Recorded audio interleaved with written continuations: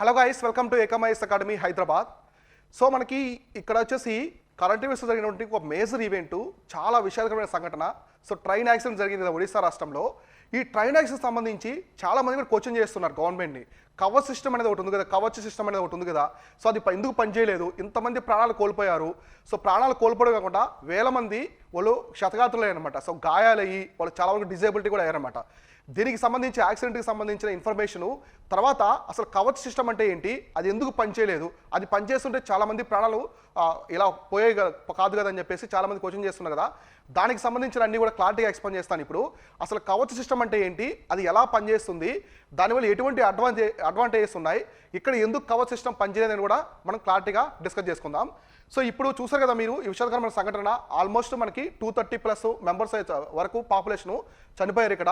తర్వాత వేల మంది గాయాలయ్యారన్నమాట. సో వాళ్ళందరూ కూడా గవర్నమెంట్ నుంచి ఎక్స్‌గ్రేషియా అయితే ప్రకటించారు. అయినప్పటికీ కూడా ఇలాంటి సంఘటనలు అనేది మళ్ళీ జరగకుండా గవర్నమెంట్ అనేది కొంచెం చర్యలు అయితే తీసుకోవాలి. దీని గురించి తీవ్రంగా ఆలోచించాలి. ఎందుకంటే ఇది జరిగిన ఒక చిన్న విషయం కాదు. మనకి రైల్వే జరిగినటువంటి యాక్సిడెంట్లో ఇది సెకండ్ మోస్ట్ డేంజరస్ అనమాట. సో ఫస్ట్ అయితే మనకి 1998 ఆ టైంలో న్యూఢిల్లీలో ఒకసారి జరిగింది. దాంట్లో 358 మందికి పైగా ప్రాణాలు కోల్పోయారు. తర్వాత అతిపెద్ద సంఘటన, రెండో అతిపెద్ద సంఘటనగా దీని గురించి చెప్పుకోవచ్చు అనమాట. సో ఇక్కడ చనిపోయిన ప్రతి ఒక్కరు ఆత్మకు శాంతి కలగాలి, వాళ్ళ కుటుంబాలు ధైర్యంగా ఉండాలని చెప్పేసి మనం కోరుకుందాం. అయితే ఇక్కడ మనము దీనికి సంబంధించి చూద్దాం. ఈ ట్రైన్ యాక్సిడెంట్కి సంబంధించి చూస్తే, ఈ ట్రైన్ మీరు చూసారు కదా, దీనికి సంబంధించి ఈ ట్రైన్ యాక్సిడెంట్ కరెక్ట్గా ఎక్కడ జరిగిందంటే ఒడిశా రాష్ట్రంలో జరిగింది. సో ఒడిశా రాష్ట్రంలోని బహనగర్ అని చెప్పేసి ఒక ప్లేస్ ఉంటుంది. ఈ బహనాగా అని చెప్పేసి ఒక ప్లేస్, బహనాగా బజార్ అని చెప్పేసి ఒక ప్లేస్ ఉంటుంది. ఈ ప్లేస్లో జరిగింది. ఈ ప్లేస్లో అయితే జరిగింది. ఇది ఎక్కడ ఉంటుందంటే బాలాసోర్ డిస్టిక్, ఒడిశాలోని బాలాసోర్ జిల్లాలో ఉంటుంది ఈ ప్రాంతము. ఇక్కడ యాక్సిడెంట్ జరిగిందనమాట, ఈ ట్రైన్ యాక్సిడెంట్. అబౌట్ ది మనకి ఇది సిటీస్ పరంగా చూసుకుంటే మనకి కోల్కతాకు కూడా దగ్గరగా ఉంటుంది. సో కోల్కతాకి 250 కిలోమీటర్లు ఉంటే, సో మనకి భువనేశ్వర్ ఉంది కదా, ఒడిశా క్యాపిటల్ వచ్చేసి భువనేశ్వర్కి మనకి 170 కిలోమీటర్ దూరంలో అయితే ఈ ప్రాంతం జరిగిందనమాట. అటు భువనేశ్వర్ కావచ్చు, ఇటు కోల్కతాకి కొంచెం డిస్టెన్స్ అయితే ఈ ప్రాంతం ఉంది. తర్వాత ఇక్కడ చూడండి, ఇది జరిగింది ఫ్రైడే 7 PM అయితే జరిగిందనమాట. మనకి ఈవినింగ్ టైంలో రైల్వే మినిస్ట్రీ ఇమీడియట్గా దానికి సంబంధించి ప్రోబ్ కూడా చేశారు. అయితే ఇక్కడ ఏం జరిగింది, ఎన్ని ట్రైన్స్ ఇందులో ఇన్వాల్వ్ అయ్యాయి, ఎన్ని ట్రైన్స్ యాక్సిడెంట్ జరిగిందంటే ఇక్కడ వచ్చేసి సో మేజర్గా 3 ట్రైన్స్ అనమాట. 3 ట్రైన్స్ ఇందులో ఇన్వాల్వ్ అయ్యాయి. ఈ యాక్సిడెంట్లో మొత్తం 3 ట్రైన్స్ అయితే ఇన్వాల్వ్ అయ్యాయి. ఆ ట్రైన్స్ అనేది చూద్దాం, ఆ ట్రైన్స్ సంబంధించిన ఇన్ఫర్మేషన్ అనేది చూద్దాం. ఇక్కడ చెప్పాను కదా బాలాసోర్ జిల్లాలో జరిగిందని చెప్పేసి. మేజర్గా ఇదనమాట. ఇక్కడ మీకు కనిపిస్తుంది కదా, ఈ గ్రీన్ రీజన్ ఉంది కదా, ఈ రీజన్లో జరిగింది. బాలాసోర్ డిస్టిక్ మనకి వెస్ట్ బెంగాల్ రాష్ట్రానికి దగ్గరగా ఉంటుంది. వెస్ట్ బెంగాల్ రాష్ట్రానికి చాలా దగ్గరగా ఉంటుంది. కోల్కతా వచ్చేసి 270 కిలోమీటర్స్ దూరంలో ఉంది. ఇటు భువనేశ్వర్ కూడా 170 కిలోమీటర్స్ దూరంలో ఉంటుంది అనమాట. ఎగ్జాక్ట్ లొకేషన్ వచ్చేసి బాలాసోర్ డిస్టిక్ వచ్చేసి బహనగర్ బజార్ అని చెప్పేసి ప్రాంతం అనమాట. అయితే ఇందులో ఇది ఒడిశా మ్యాప్. సో జాగ్రఫీ పరంగా చూసుకుంటే ఇది Odisha map.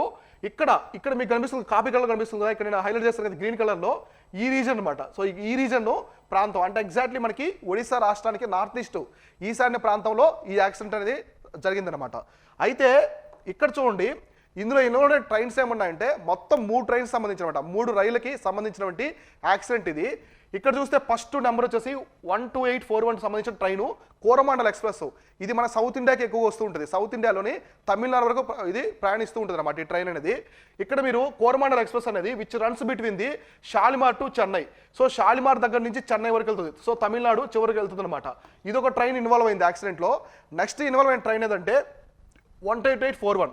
So 18841 Howrah super fast.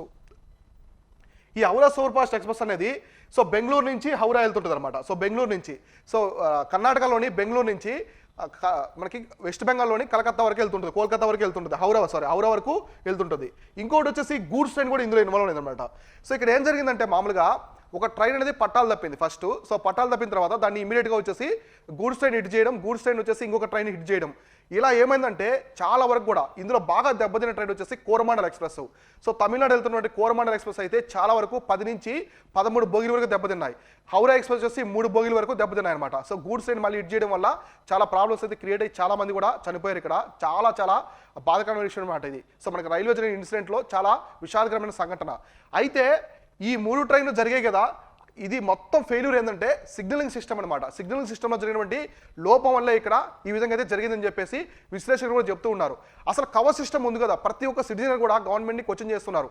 Kavach system అని చెప్పేసి దాని గురించి మీరు ఇంతమంది గొప్పగా చెప్పారు, ప్రభుత్వం అంతా కూడా గొప్పగా చెప్పింది, ఇప్పుడు ఇంతమంది ప్రాణాలు ఎందుకు కోల్పోయారు, కవచ్ సిస్టమ్ అనేది ఎందుకు పనిచేయలేదంటే, సో మనకి రైల్వే మినిస్టర్ వైష్ణవ్ గారు ఏం చెప్పారంటే ఇక్కడ కవచ్ సిస్టమ్ అనేది ఇంకా ఇన్స్టాల్ చేయలేదని చెప్పారు.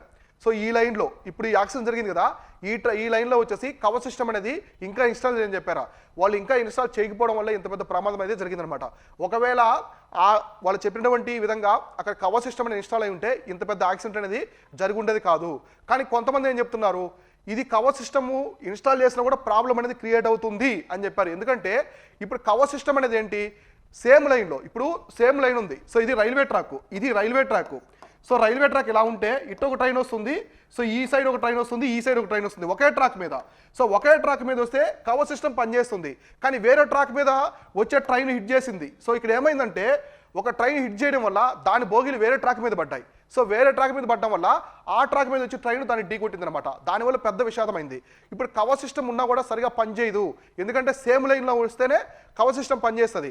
ఈ బోగీలు వేరే లైన్ మీద ఉండి అక్కడ కవచ్ సిస్టమ్ ఉంటే జరుగుతుందా అని చెప్పేసి కొంచెం డౌట్ఫుల్ కూడా రైజ్ చేస్తారు అనమాట. ఎక్స్పర్ట్స్ అనేవాళ్ళు చెప్పారు కవచ్ సిస్టమ్ అనేది సేమ్ లైన్ పనిచేస్తుందా, లేదా ఇప్పుడు దీని బోగీలు వేరే లైన్ మీద పడ్డాయి కదా ఒక ట్రైన్వి, సో అక్కడ కూడా కవచ్ సిస్టమ్ పనిచేస్తుంది, అక్కడ పనిచేస్తుందా లేదా సేమ్ లైన్ పనిచేస్తుందని కూడా క్వశ్చన్ చేస్తాను అనమాట.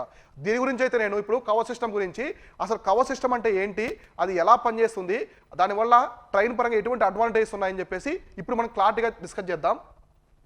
సో ఇందులో ఇన్వాల్వ్ అయిన ట్రైన్స్ వచ్చేసి ఇవన్నమాట. Trains goods train Howrah super fast, అది బెంగళూరు నుంచి హౌరా వెళ్తుంది. తర్వాత ఇంకోటి కోరమండల్ ఎక్స్ప్రెస్ షాలిమర్ నుంచి చెన్నై వెళ్తుంది. సో ఈ కోరమండల్ ఎక్స్ప్రెస్లోనే చాలా మంది మన తెలుగు రాష్ట్రాలకు సంబంధించిన వాళ్ళు కూడా ఎక్కువ రాజమండ్రి, ఏలూరు ఈ ప్రాంతం ఉంటారు కదా, వైజాగ్ నుంచి రాజమండ్రి ఈ ప్రాంతం కూడా వస్తున్నారు, విజయవాడ నుంచి వెళ్తుంది అనమాట. సో వీళ్ళు కూడా తెలుగు వాళ్ళు కూడా చాలా మంది చనిపోయారు. తెలుగు వాళ్ళు కూడా ఎక్కువ మంది వెస్ట్ బెంగాల్కి సంబంధించిన వాళ్ళు కూడా ఎక్కువ మంది ఉన్నారన్నమాట ఈ ట్రైన్లో. మనకి హౌరా ఈ ట్రైన్లో చాలామంది చనిపోయారు. అయితే ఇక్కడ ఈ కవచ్ సిస్టమ్ అనేది ఇంపార్టెంట్. ఇక్కడ అందరూ కూడా ఈ ట్రైన్ యాక్సిడెంట్ తర్వాత దీని గురించి అడుగుతున్నారు, కవచ్ సిస్టమ్ అని చెప్పేసి అడుగుతున్నారు. కవచ్ తెలుసు కదా, కవచం అంటే ఏంటి, మనకి ఎప్పటి నుంచో ఇంటి కవచం అంటే మనం కాపాడుకోవడం అనమాట.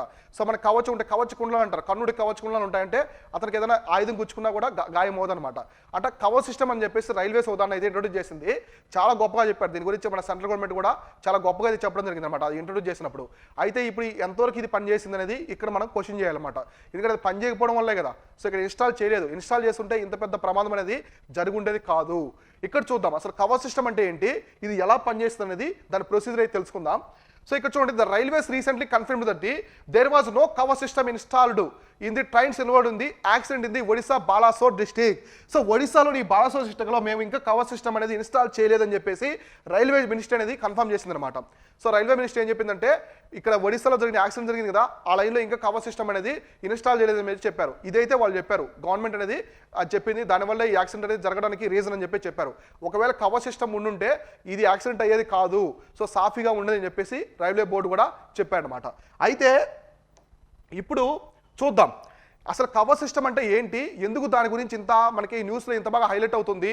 సో రాబోయే రోజుల్లో ఇక్కడ ఫ్యూచర్లో ఎటువంటి యాక్సిడెంట్ జరగకుండా మేము జాగ్రత్తలు తీసుకుంటాం, ఇటువంటిది మళ్ళీ పునరావృతం కాకుండా చూస్తామని చెప్పేసి రైల్వే మినిస్టర్ కూడా వైష్ణవ్ గారు చెప్పారనమాట. ఈ కవచ్ సిస్టమ్ని దేశమంతా కూడా ఇక్కడ నుంచి ఇన్స్టాల్ చేస్తాము, ఇటువంటి తప్పు మళ్ళీ జరగకుండా చేస్తామని చెప్పారు. అయితే ఏంటి అసలు ఈ కవచ్ సిస్టమ్ అంటే ఏంటనే చూద్దాం. సో కవచ్ సిస్టమ్ అంటే ఏంటంటే ఇండిజినస్లీ డెవలప్డ్, ఇదేదో మనము వేరే దేశం నుంచి తెచ్చుకున్న టెక్నాలజీ కాదు, మన దేశము స్వదేశీ పరిజ్ఞానంతోనే తయారు చేసుకున్న సిస్టమే ఈ కవచ్ సిస్టమ్. సో ఇదేంటంటే కవచ్ సిస్టమ్ అంటే automatic, so automatic train production system అనమాట. ఆటోమేటిక్గా రైల్ని కాపాడుద్ది. సో రైల్ని కాపాడుతుంది అనమాట, ఆటోమేటిక్గా కాపాడుతుంది. ఏ విధంగా కాపాడుతుందంటే చూద్దాం.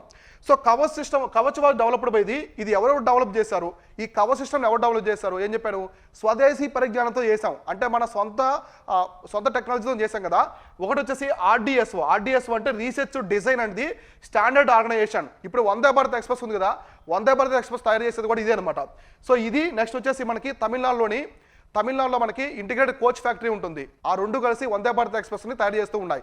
అందులో ఉన్నటువంటి రీసెర్చ్ ఆర్గనైజేషన్ ఈ RDSO, research and standard organisation, research design and standard organisation ఒకటి అండర్ ది ఇండియన్ రైల్వేస్, ఇది ఇండియన్ రైల్వేస్ కింద ఉంటుంది. ఇంకోటి వచ్చేసి ఇన్ కొలాబరేషన్ విత్ ఇది చూడండి Medha. So Medha servo drivers private limited, తర్వాత HBL power system limited and Kernex micro systems వీళ్ళందరూ కలిసి ఈ కవర్ సిస్టమ్ని అయితే డెవలప్ చేశారు అనమాట. కవర్ సిస్టమ్ డెవలప్ చేశారు. ఈ కవర్ సిస్టమ్ని తయారీయడంలో మేజర్గా ఉన్నటువంటి స్టేక్ హోల్డర్స్ ఇంపార్టెంట్ ఎగ్జామినేషన్ పరంగా కూడా అడుగుతారు ఇట్లాంటివి. సో ఒకటి ఆర్డీఎస్ఓ అనేది కంప్లీట్ గవర్నమెంట్కి సంబంధించింది. దేనికి సంబంధించినట్టు రైల్వేస్కి. సో రైల్వేకి సంబంధించింది, రిమైనింగ్ అన్ని కూడా ప్రైవేట్కి సంబంధించినటువంటి కంపెనీస్ ఉన్నాయి. వీళ్ళందరూ కలిసి ఈ కవర్ సిస్టమ్ని అయితే డెవలప్ చేశారు. అసలు కవర్ సిస్టమ్ గురించి మేజర్గా చూసుకుంటే అసలు కవర్ సిస్టమ్ అనేది ఏ విధంగా కాపాడుతుంది, సో ఏ విధంగా మనల్ని ట్రైన్ కాపాడుతుందో చూద్దాం. సో రియాలిటీలో కవర్ సిస్టమ్ అనేది గవర్నమెంట్ వాళ్ళు చాలా గొప్పగా చెప్పారు. అయితే కవర్ సిస్టమ్ ఎన్ని రకాలుగా ట్రైన్ని కాపాడుతుంది, సో ఆటోమేటిక్గా ఇదే కాపాడుతుంది ట్రైన్ అని చెప్పారు. అది ఏ విధంగా కాపాడుతుందో చూద్దాం. ఇక్కడ చూడండి, assistant loco pilot. So locomotive pilots అంటే ట్రైన్ నడిపేవాళ్ళు. సో మనం మామూలుగా డ్రైవర్స్ అంటాం కదా, అట్లా పైలట్ అంటారు locomotive pilot. So loco pilot in avoiding signal passing to danger at the spot over speeding. Signal దగ్గర లోకో పైలట్ ట్రైన్ని తన రూల్స్ అండ్ రెగ్యులేషన్స్ ఫాలో అవ్వకుండా ఓవర్ స్పీడ్గా వెళ్ళినప్పుడు ఆటోమేటిక్గా బ్రేక్ పడిపోతుంది అనమాట. ఆటోమేటిక్గా బ్రేక్ పడిపోయి ఓవర్ స్పీడ్ కూడా తగ్గిపోయి ట్రైన్ అనేది ఆగిపోయేదానికి ఛాన్స్ ఉంటుంది. అంటే ఎదురుగా సిగ్నల్ ఉంది, ఆ లోకో పైలట్ వచ్చేసి లోకోమోటివ్ పైలట్ దాన్ని ఫాలో అవ్వకుండా వెళ్ళిపోయాడంటే మాత్రం ఖచ్చితంగా ఓవర్ స్పీడ్ తగ్గిపోయి ఆటోమేటిక్గా ట్రైన్ అనేది స్టాప్ అయిపోతుంది. ఇది ఒక అడ్వాంటేజ్ కవర్ సిస్టమ్ వల్ల. తర్వాత the system can alert the pilot, take a control of the brakes and bring train to a halt automatically when it notices another train on the same line. ఇక్కడ చూడండి, వేరే ఒక train track మీద వెళ్తున్నప్పుడు వేరే train కూడా same track మీద వచ్చింది అనుకోండి, ఎక్కడో సిగ్నల్ మిస్టేక్ అయ్యి ఒక లోకో పైలట్, సో ఇప్పుడు ఇది ఒక లైన్లో వెళ్తుంది, సో ఈ ట్రైన్ వచ్చే అతను వేరే లైన్లో వెళ్ళాల్సి ఉంటే సిగ్నల్ అతను చూసుకోకుండా సరిగా లేకుండా ఏదో మిస్టేక్ అయ్యి సేమ్ లైన్ మీద వచ్చింది అనుకోండి, సేమ్ లైన్ ఇక్కడ గుర్తుపెట్టుకోండి, సేమ్ లైన్ మీద వచ్చినప్పుడు ఆటోమేటిక్ ఏమవుతుందంటే in prescribed distance in way loco pilot with లో విజిబిలిటీ. సో ఇక్కడ చూడండి, రెండు అడ్వాంటేజెస్. సేమ్ లైన్ మీద వచ్చినప్పుడు ఆటోమేటిక్గా బ్రేక్ పడిపోద్ది, 2 ట్రైన్స్కి బ్రేక్ పడిపోతుంది. బ్రేక్ పడిపోయి 2 కూడా ఆగిపోతాయి, 2 ట్రైన్స్ ఆగిపోతాయి. ఎటువంటి ప్రమాదం అనేది జరగదు. సో 0 క్యాజువాలిటీస్ ఉంటాయి. సో ఎటువంటి ప్రమాదం జరగదు, ఎటువంటి ప్రాణ నష్టం కానీ ఆస్తి నష్టం కానీ ఏముండదు అనమాట. 2 ట్రైన్స్ కూడా ఆగిపోతాయి ఆటోమేటిక్గా సేమ్ లైన్లో వస్తే. తర్వాత ఒకవేళ పైలట్ కనిపించలేదు, సో మంచి ఏదైనా ఉంది, లో విజిబిలిటీ ఉంది, వేరే ట్రైన్ వస్తున్నా కూడా ఆటోమేటిక్గా బ్రేక్స్ అనేవి పడిపోతాయి అనమాట. ఇక్కడ చెప్పారు చూడండి, ఆటోమేటిక్ బ్రేక్స్. సో ఆటోమేటిక్గా బ్రేక్ అంతా కూడా కంట్రోల్లో వచ్చేస్తుంది అనమాట. అలర్ట్ కూడా ఇస్తుంది, లోకో పైలట్కి అలర్ట్ కూడా ఇస్తుంది అనమాట. ఇది కవర్ సిస్టమ్ యొక్క అడ్వాంటేజ్. తర్వాత ఇంకా చూడండి, ఇంకొన్ని అడ్వాంటేజెస్ ఉన్నాయి. It also controls the speed of the train by automatic application brakes in the case of locomotive fails to do. So ఒకవేళ ఇతను బ్రేక్ వేయలేకపోయాడు, సో ట్రైన్ వచ్చేసి బ్రేక్ వేయలేకపోయాడు, ఎవరు పైలట్కి అలర్ట్ వచ్చింది, అతను బ్రేక్ చేయలేకపోయినా ఒకవేళ ఆటోమేటిక్ బ్రేక్ పడిపోతుంది. సో ఒకవేళ అతను అలర్ట్ వచ్చినప్పుడు అతను సరిగా ఫాలో అవ్వలేదు, ఒక అలర్ట్ వచ్చింది లోకో పైలట్కి, అతను సరిగా ఫాలో అవ్వలేనప్పుడు ఆటోమేటిక్గా ట్రైన్ యొక్క స్పీడ్ కూడా తగ్గిపోతుంది అనమాట. స్పీడ్ కూడా సో తగ్గిపోయి చాలా వరకు కూడా శూన్యమయ్యేదానికి కూడా ఛాన్స్ ఉంటుంది. సో ఇటువంటి అడ్వాంటేజ్ కూడా ఉందన్నమాట. ఏది లోకో పైలట్ ఫెయిల్ అయినప్పుడు ఆటోమేటిక్గా స్పీడ్ కూడా తగ్గిపోతుంది, కంట్రోల్ చేస్తుంది అనమాట. స్పీడ్ మొత్తాన్ని కూడా కంట్రోల్ చేస్తుంది. అంతే కదా, 2 ట్రైన్స్ అనేవి ఓవర్ స్పీడ్లో గుద్దుకున్నప్పుడు ప్రమాదం ఎక్కువ ఉంటుంది, సో స్లోగా గుద్దుకున్నప్పుడు ప్రమాదం తక్కువ ఉంటుంది అనమాట. సో అట్లా. తర్వాత ఇది చూడండి, it helps the loco pilot in the running train during the inclement weather conditions such as the dense fog. So ఇప్పుడు మనకి వింటర్ టైంలో రైల్వేస్ అన్నీ కూడా ఎక్కువ ఎక్కడ ఉంటాయి, ఫారెస్ట్ గుండా పోతూ ఉంటాయి. సో డెన్స్ ఫాగ్ ఉంటుంది మనకి. నార్త్ ఇండియా మొత్తం కూడా ఎక్కువ ఫాగ్ ఉంటుంది, మంచు అనమాట. సో నార్తే కాకుండా మనకి సౌత్ సైడ్ కూడా ఎక్కువ ఫారెస్ట్ ఉన్న రీజన్స్. సో మనకి తమిళనాడు కావచ్చు, వెస్టర్న్ ఘాట్స్, మనకి ఈస్టర్న్ ఘాట్స్ ఆంధ్రప్రదేశ్ రీజన్, ఇక్కడ ఎక్కువగా ఫారెస్ట్ రీజన్ ఉంటాయి అనమాట. అక్కడ ఏంది ఫాగ్ ఎక్కువ ఉంటుంది. సో మనకి ఫాగ్ ఎక్కువ ఉండడం వల్ల మంచు అంటే మనకి మంచులాగా ఉంటుంది, కనిపించదు, చాలా దూరం కనిపించదు. అటువంటి టైంలో కూడా ఈ కవర్ సిస్టమ్ అనేది ట్రైన్ అయితే కాపాడుతుంది. ఈ కవర్ సిస్టమ్ వల్ల ఇన్ని అడ్వాంటేజెస్ ఉన్నాయి. అదే కవర్ సిస్టమ్ని ఈ ట్రైన్ యాక్సిడెంట్ జరిగిన ప్రాంతంలో కవర్ సిస్టమ్గా ఉంటే ఈరోజు ఒక్కరు కూడా మరణించేవాళ్ళు కదనమాట. అసలు ట్రైన్ యాక్సిడెంట్ అనేది జరిగేది కాదని చెప్పేసి చెప్తూ ఉన్నారు. అయితే కొంతమంది విశ్లేషణ ఏం చెప్పారంటే సేమ్ లైన్లో వస్తేనే కవర్ సిస్టమ్ పనిచేస్తుంది, డిఫరెంట్ లైన్లో వస్తే పనిచేయదు అని చెప్పేసి కూడా దీని గురించి అయితే కొన్ని డౌట్స్ అనేది రైజ్ చేశారు. అయితే రైల్వే మినిస్టర్ అయితే ఓవరాల్గా దీనికి సంబంధించి మొత్తం కూడా చూసింది, కవర్ సిస్టమ్ లేదు కాబట్టి యాక్సిడెంట్ అయితే జరిగింది, ఇక్కడ నుంచి ఇలాంటి మిస్టేక్ అంటే ఇటువంటి యాక్సిడెంట్లు జరగకుండా మేము అది చర్యలు తీసుకుంటామని చెప్పేసి చాలాసార్లు చెప్పారనమాట. అయితే మన ఇండియాలో ట్రైన్ యాక్సిడెంట్ అనేది ఇంతకుముందు కూడా జరిగింది, చెప్పాను ఢిల్లీలో, న్యూఢిల్లీ కూడా జరిగింది. అంతకుముందు ఒకసారి లాల్ బహదూర్ శాస్త్రి గారు రైల్వే మినిస్టర్ ఉన్నప్పుడు కూడా ఆయన ఇటువంటి యాక్సిడెంట్ ఒకటి చిన్న యాక్సిడెంట్ జరిగిందనమాట. యాక్సిడెంట్ జరిగినప్పుడు ఆయన ఇమ్మీడియట్గా చాలామంది ప్రాణాలు కోల్పోవడం వల్ల దానికి బాధ్యతగా ఆయన రాజీనామా చేశారు లాల్ బహదూర్ శాస్త్రి. సో తర్వాత ఆయన ప్రైమ్ మినిస్టర్ అయ్యాడు. అపార్ట్ ఫ్రమ్ దట్ ఆయనైతే బాధ్యతగా తీసుకుని రాజీనామా చేశారు అనమాట లాల్ బహదూర్ శాస్త్రి. తర్వాత మనకి మమతా బెనర్జీ ఉన్నప్పుడు కూడా ఇటువంటి యాక్సిడెంట్లు చాలా జరిగాయి, కానీ సో ఎవరైతే తర్వాత అంతగా పట్టించుకోలేదన్నమాట. అయితే ఇప్పుడు ఈ కవర్ సిస్టమ్ ఉంది కూడా మనం కరెక్ట్గా యూటిలైజ్ చేసుకోకపోవడం వల్లే ఇలాంటి యాక్సిడెంట్ జరిగిందనేది నా భావన అనమాట.